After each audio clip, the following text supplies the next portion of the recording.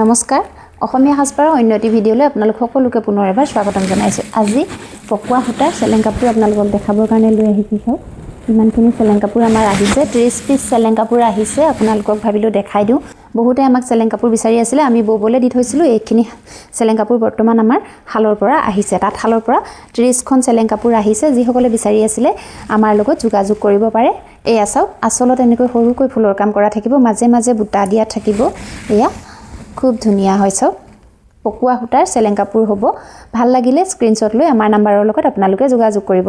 30খন চেলেং কাপোৰ আমাৰ তাঁতশালৰ পৰা আহিছে। মই আপোনালোকক এখন মেলি দেখুৱালোঁ। এয়া চাওক, এনেকুৱা ধৰণৰ হ'ব চেলেং কাপোৰবিলাক। যদি আপোনালোকৰ ভাল লাগে, দেৰি নকৰিব, স্ক্ৰীনশ্বট লৈ আমাৰ লগত যোগাযোগ কৰিব।